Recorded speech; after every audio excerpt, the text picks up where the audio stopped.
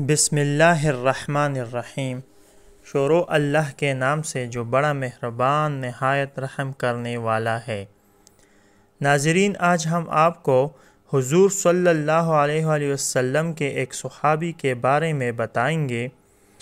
وہ صحابی جس نے اسلام کے لیے مشرکین سے اپنی زندگی میں بہت سے تکالیف برداشت کی، طرح طرح کے اذیتیں دی، اس کے باوجود اپنی دین اسلام پر مضبوطی سے قائم رہی اور دنیا اور آخرت میں ایک اعلیٰ مقام پایا۔ اس عظیم صحابی کا نام حضرت بلال رضی اللہ تعالیٰ عنہ ہے۔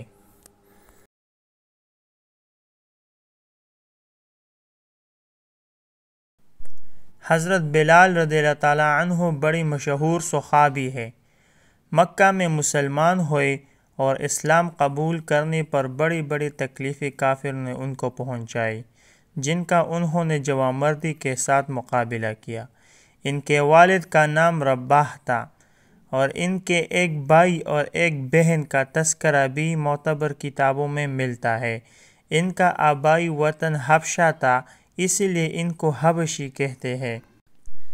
ناظرین، حضرت عبداللہ بن مسعود رضی اللہ تعالیٰ عنہ فرماتے ہیں کہ مکہ میں 7 حضرات نے اپنا اسلام ظاہر کیا تھا۔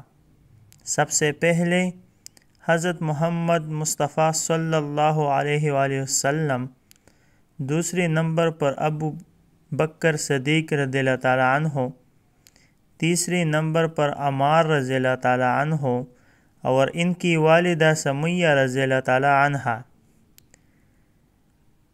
صہیب رضی اللہ تعالیٰ عنہ، بلال رضی اللہ تعالیٰ عنہ اور مقداد رضی اللہ تعالیٰ عنہ۔ ان سب کو مشرکین مکہ نے پوری طرح ایذا دینے اور ان پر ظلم کے پہاڑ توڑنے کا ارادہ کیا۔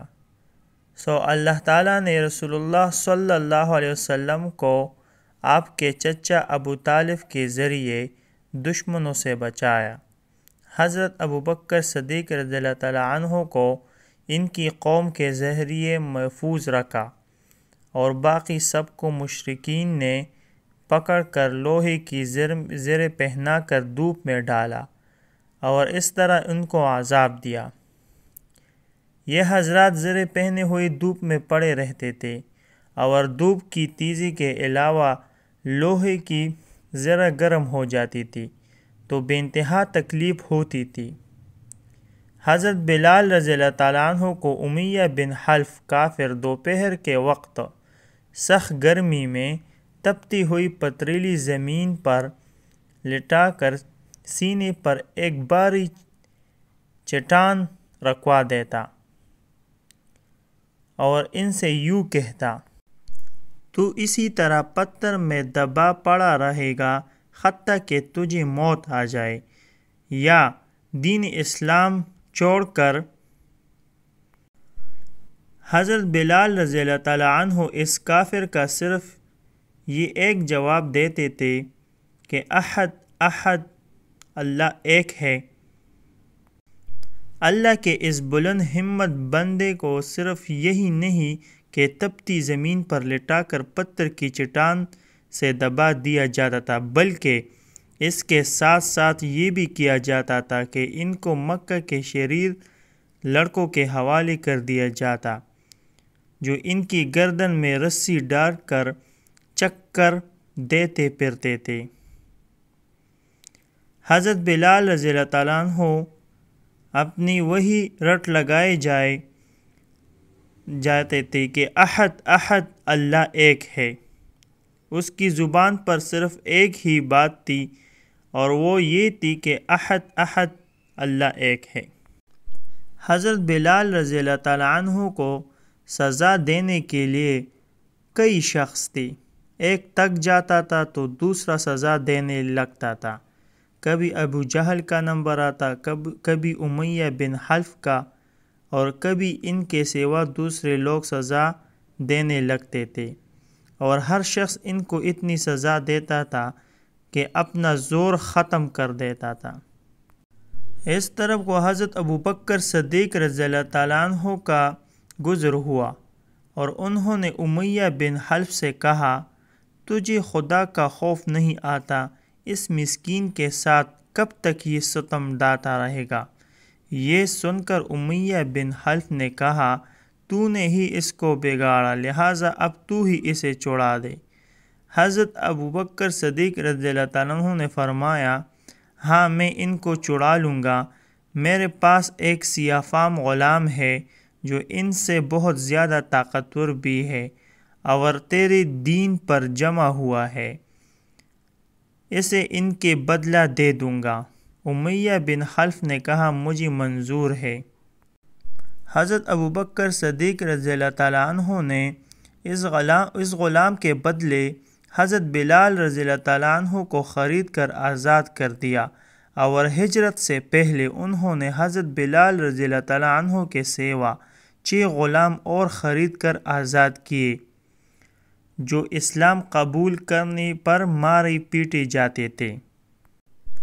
حضرت بلال رضی اللہ تعالیٰ عنہ حضور صلی اللہ علیہ وآلہ وسلم کے مؤذن اور ہر وقت حاضر خدمت رہنے والے تھے۔ ان کے سفر حضور صلی اللہ علیہ وآلہ وسلم کے اخراجات کا انتظام بھی تھا۔ اسلام لانے کے بعد حضور صلی اللہ علیہ وآلہ وسلم کے ساتھ جنگ بدر اور دوسرے تمام جہادوں میں شریک رہے۔ سب سے پہلے انہوں نے ہی اذان دی۔ حضور صلی اللہ علیہ وسلم جب تک اس عالم میں تشریف فرما رہے مسجد نبوی کے مؤذن رہے۔ ایک مرتبہ حضرت محمد صلی اللہ علیہ وآلہ وسلم نے حضرت بلال رضی اللہ تعالیٰ عنہ سے نماز فجر کے وقت فرمایا کہ اے بلال، مجھے بتاؤ کہ تم نے اسلام قبول کرنے کے بعد ایسا کون سا عمل کیا ہے جس کی قبولیت کے متعلق دوسرے اعمال سے زیادہ امید رکھتے ہو، کیونکہ میں نے جنت میں تمہاری جوتوں کی آہٹ سنی۔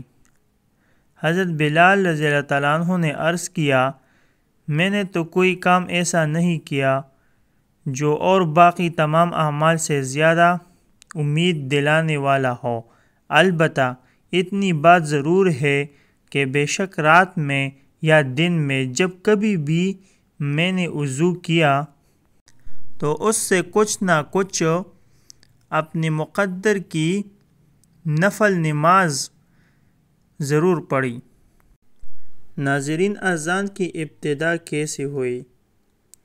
حضرت محمد صلی اللہ علیہ وسلم کو فکر ہوا کہ سب کو جمعہ کی نماز کے لیے بلانے کی کوئی تدبیر کی جائے، لہٰذا اس سلسلے میں صحابہ رضی اللہ تعالیٰ عنہ سے مشورہ فرمایا اور سب نے مختلف تجاویز پیش کی۔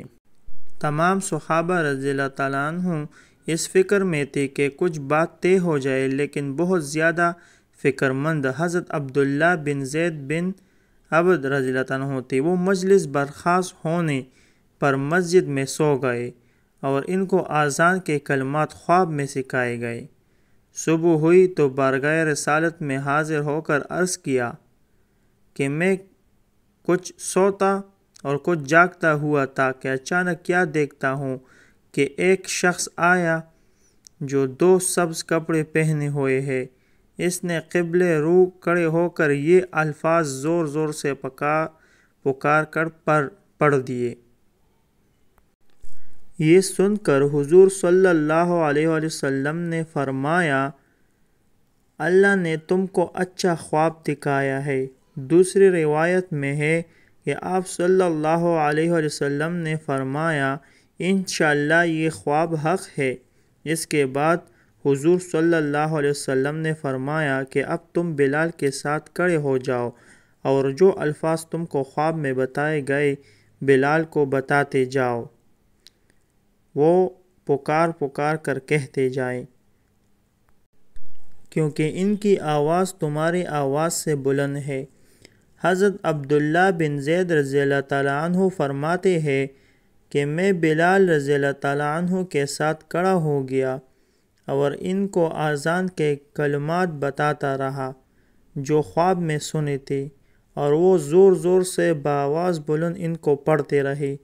جب اذان کی آواز حضرت عمر رضی اللہ تعالیٰ عنہ نے سنی تو اپنے گھر سے نکل کر بارگاہ رسالت میں حاضر ہوئے اور فرمایا، میں نے بھی وہی خواب دیکھا ہے جو عبداللہ بن زیب کو دکھایا گیا ہے۔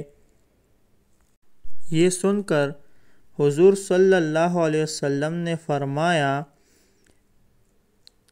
اللہ کے لیے تمام تعریف ہے کہ اس نے ہمارے مشوروں سے بہتر طریقہ بتا دیا، اور تمہارے خواب سے یہ بات اور پکی ہو گئی کہ عبداللہ کا خواب حق ہے۔